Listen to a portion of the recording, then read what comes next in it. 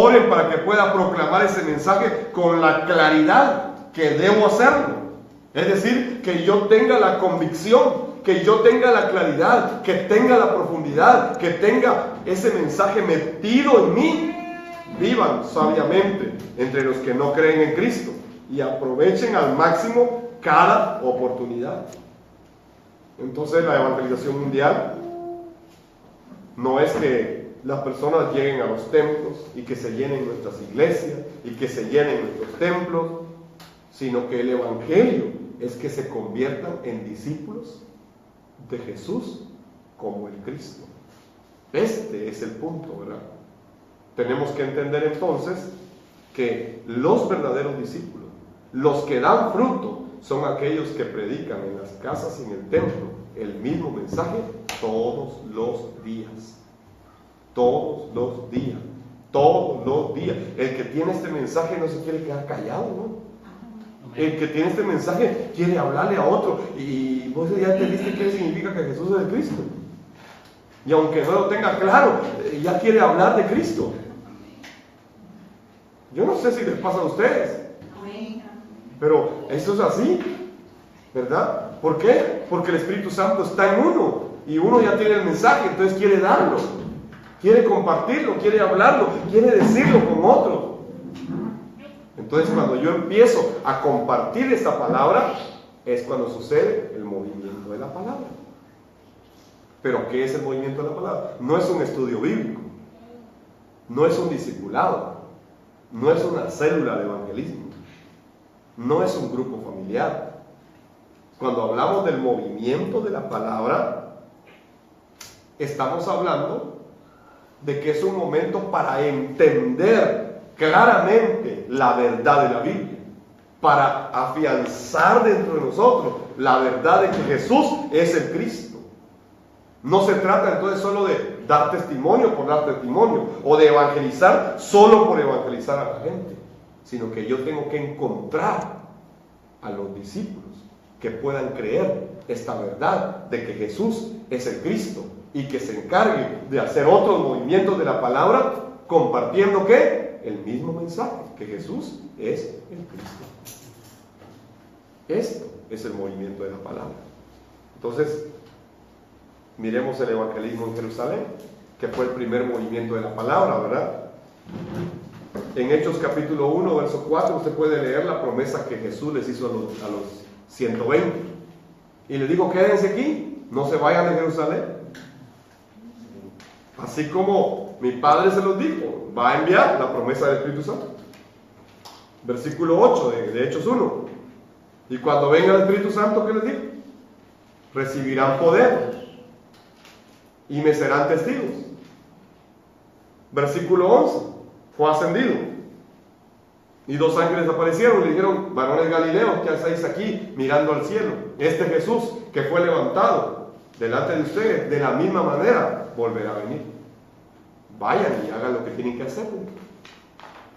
Entonces podemos encontrar que estos versículos explican cómo se da origen al evangelismo en la ciudad de Jerusalén. Habían 120 que habían creído que Jesús es el Cristo y obedecen la instrucción de quedarse en Jerusalén y a esperar la promesa del Espíritu Santo y volverse testigos de Jesús como el Cristo y que Cristo iba a regresar muy pronto. Ellos lo creían así. Entonces, ¿qué hicieron aquellos 120 del aposento alto de Marcos? ¿Qué pasó? ¿Se recuerdan ustedes cuántos alimentó Cristo en una ocasión? 5,000, ¿verdad? 5,000. Y en otra ocasión 4,000. Y yo pregunto, ¿dónde estaban esos 9,000 ahora?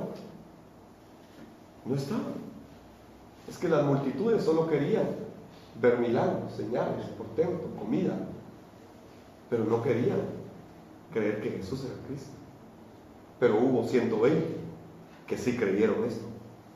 Hubo 120 que creyeron la promesa, igual que Noé, igual que Josué, igual que Moisés, igual que Abraham. Hubo 120 que dijeron, Él es el Cristo.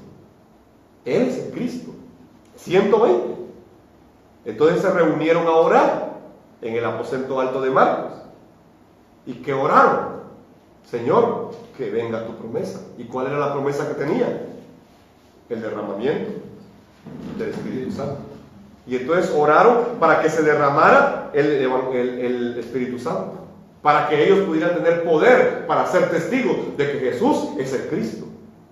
Y entonces oraron. ¿Y qué sucedió? Vino el Espíritu Santo. Y hablaron lenguas, claro que sí, hablaron lenguas espirituales. Pero lo más importante es que 15 idiomas se hablaron en ese mismo lugar también.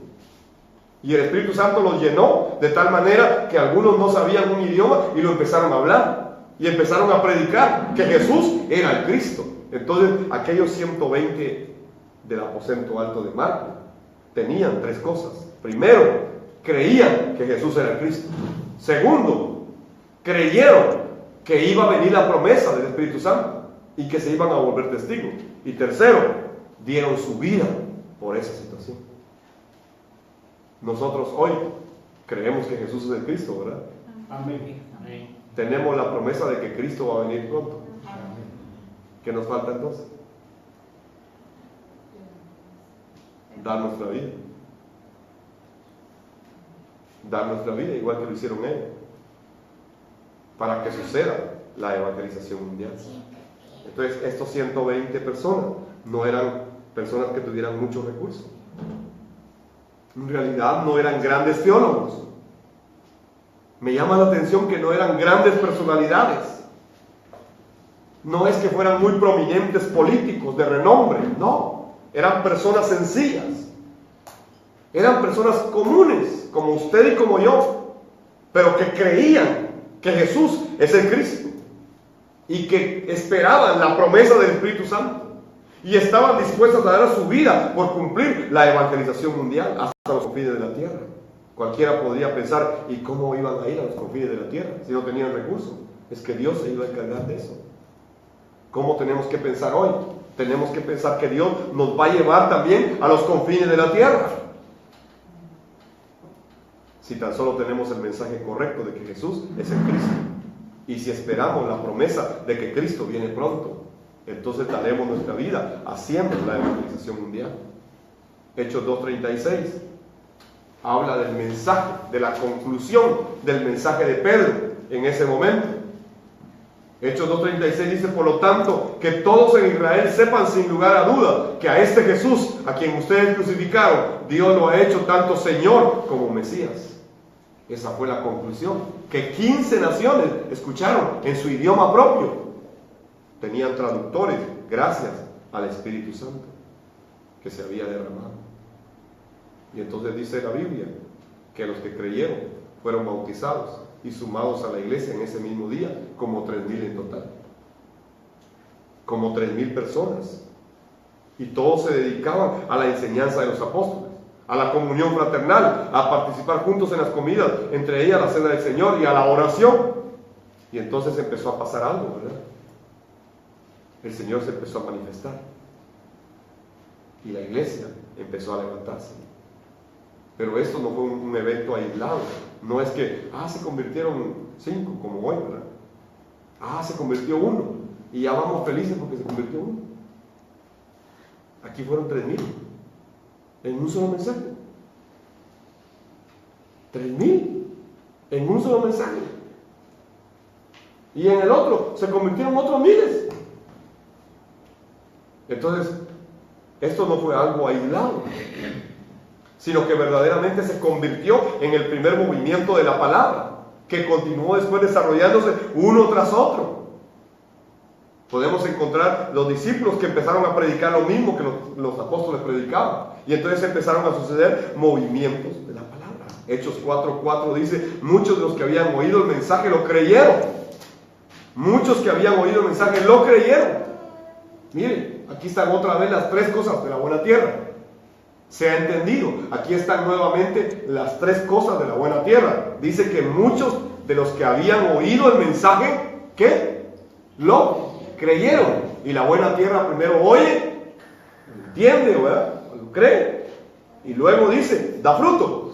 Y aquí dice que lo oyeron, lo creyeron. Así que el número de creyentes, es decir, da fruto. ascendió a un total aproximado de 5,000 hombres, sin contar a las mujeres y a los niños. En poco tiempo. En poco tiempo, porque los discípulos empezaron a multiplicar esta palabra y entonces la gente empezó a recibir la palabra. Se dio el movimiento de la palabra, porque encontramos buena tierra que oyó, entendió, creyó y dio fruto. Esto es lo que pasó. Entonces empezaron a suceder obras de poder y daban el mensaje y Dios sanaba, Dios hacía milagros, Dios hacía portentos, ¿verdad? Y dice que todos los creyentes se reunían con frecuencia en el templo, en el área conocida como el Pórtico de Salomón, y a todos le tenían miedo y no quería la gente unirse a ellos, porque cosas poderosas estaban pasando. Entonces creían y se acercaban al Señor multitudes de hombres y mujeres. En Hechos capítulo 6, verso 7 dice: así que el mensaje de Dios siguió extendiéndose y el número de creyentes aumentó en gran manera en Jerusalén, y muchos de los sacerdotes judíos también se convirtieron. ¿Por qué se convirtieron? Hubo movimientos de la palabra en las casas y en el templo, en las casas y en el templo, en las casas y en el templo, en las casas y en el templo. ¿Cuándo se hacían? Todos los días. Todos los días, todos los días. ¿Y qué hacían? Enseñar, predicar, enseñar, predicar, enseñar y predicar. ¿Y cuál era el mensaje? Jesús es el Cristo, Jesús es el Cristo, Jesús es el Cristo. Solamente eso. Y sucedió todo esto. Las obras de poder siguieron a la palabra. Hoy la iglesia está buscando primero las obras de poder, pero no quiere creer que Jesús es el Cristo. Quieren obras de poder, pero sin Jesús el Cristo. Entonces, Satanás entra y produce muchas veces esas obras de poder y engaña a la iglesia. Entonces, el evangelismo de Jerusalén, Hechos 5:42, dice claramente que todos los días, por el templo y por las casas, confesaron que Jesús es el Cristo, enseñaban y predicaban, y no cesaban de hacerlo todos los días. El movimiento de la palabra es entonces aquello que da fruto, porque el evangelismo sin fruto eterno que hoy se está desarrollando no es un movimiento de la palabra, solo es un movimiento de aceptar un mensaje denominacional, un mensaje religioso, teológico o un estudio bíblico, pero no posee el evangelio original de toda la Biblia, y es por eso que no trasciende, es por eso que no hay trascendencia. Por eso que no se ha desarrollado ni se puede desarrollar la evangelización mundial con otro tipo de mensaje. Es que el evangelismo de la Biblia sucede con el evangelio de la Biblia. Y el fin de la Biblia sucede con el evangelismo de la Biblia. Entonces, si no tenemos el evangelio de la Biblia, tampoco podemos hacer el evangelismo de la Biblia. Y si no tenemos el evangelismo de la Biblia y no lo podemos hacer, entonces tampoco sucede el fin de la Biblia. Es claro, son tres cosas: el evangelio de la Biblia, el evangelismo de la Biblia, con el fin de la Biblia. Si no tenemos el evangelio correcto, no haremos el evangelismo correcto. Y si no hacemos el evangelismo correcto, Cristo no viene. Es claro. Entonces el movimiento de la palabra lleva el evangelio de la Biblia, con el evangelismo de la Biblia, para que venga el fin de la Biblia. Cuando se tiene el evangelio original, el mensaje de que Jesús es el Cristo, empiezan a suceder movimientos de la palabra. Y de verdad se empiezan a levantar obreros para la evangelización mundial. Y ustedes pueden ver en el libro de los Hechos cómo se fue desarrollando esto. En Hechos 19, versos 13 al 16, nos habla de unos judíos que hacían oraciones para expulsar espíritus malignos, ¿verdad? Y estos eran unos judíos exorcistas, dice la Biblia, que echaban fuera demonios usando el nombre de Jesús. Es que yo creo en Jesús. Como dice la gente hoy: sí, yo creo en Jesús. Sí, yo creo en Cristo. Sí, yo creo en Jesucristo. Estos también venían y en el nombre de Jesús echaban fuera demonios. Eran exorcistas ambulantes, ¿ya? Y hacían oraciones y expulsaban espíritus malignos y usaban el nombre de Jesús, pero sin proclamar que Jesús es el Cristo. Y entonces, ¿qué pasó? Dice la Biblia que los demonios los avergonzaron y los corrieron desnudos, les arrancaron la ropa. Y entonces los demonios dijeron: conocemos a Jesús que predica Pablo. ¿Y quién era el Jesús que predicaba Pablo? Jesús el Cristo. ¿Y qué Jesús predicaban estos exorcistas? Solo a Jesús. ¿Qué Jesús era? Es más, había un mago que se llamaba Elimas Bar Jesús. ¿A quién predicaban estos? A Jesús. ¿Qué Jesús? La pregunta del siglo, de esta generación, de este tiempo, de este siglo, la pregunta para este siglo es no si la gente cree en Dios, sino en qué Dios está creyendo la gente. ¿En qué Dios está? Usted le pregunta a la gente: ¿usted cree en Dios? Sí, yo creo en Dios, le dice. La pregunta es: ¿en qué Dios está creyendo la gente? Jesús es el Cristo. Aquellos creían en Jesús. Echaban fuera demonios en el nombre de Jesús, pero no conocían a Jesús como el Cristo que predicaba Pablo. Es diferente conocer a Jesús como el Cristo. Entonces el núcleo del mensaje que debe ser proclamado cada vez en los movimientos de la palabra es que Jesús es el Cristo, el Hijo del Dios viviente. Y debemos hacer movimiento de la palabra continuamente. Debemos buscar lugares donde seguir haciendo estos movimientos de la palabra. No es un estudio de la Biblia, sino es dar a conocer que Jesús es el Cristo. Y entonces aquellos que puedan creer este mensaje y se pueden encargar de hacer la evangelización mundial en su casa, en su familia, su colonia, en su región, entonces van a provocar movimiento de la palabra. En un movimiento de la palabra, usted va a encontrar 4 tipos de personas. Primero, hay no creyentes que van a oír el mensaje por primera vez. También hay nuevos creyentes que ya creen, pero que están recién convertidos. También van a haber obreros, pero también van a haber discípulos. Entonces uno se debe enfocar en los discípulos. Los movimientos de la palabra darán a luz nuevas iglesias locales que se van a encargar de la evangelización mundial en su región, y van a levantar obreros y discípulos que serán levantados en todas las naciones de la tierra, por una sencilla razón: hay que preparar la venida de Cristo nuevamente. Entonces podemos ver cómo Jesús le dijo a sus discípulos: vayan y hagan discípulos de todas las naciones, bautícenlas en el nombre del Padre, del Hijo y del Espíritu Santo, y enseñen a los nuevos discípulos a obedecer todos los mandatos que les he dado, y tengan por seguro esto, que estoy con ustedes siempre hasta el fin de los tiempos. Así que nosotros, mis amados hermanos, somos llamados a hacer la evangelización mundial, a ocuparnos en eso, porque esta es la voluntad de Dios. Es algo entonces que indudablemente va a suceder, ya está sucediendo, y nosotros como la iglesia de Cristo somos llamados a hacerlo. Concluyo leyendo 2 Timoteo 4:5, que dice: pero tú debes mantener la mente clara en toda situación. No tengas miedo de sufrir por el Señor. Ocúpate en decirles a otros la buena noticia y lleva a cabo todo el ministerio que Dios te dio. Jesús es el Cristo. Amén. Que Dios les bendiga. Y si hay alguna pregunta.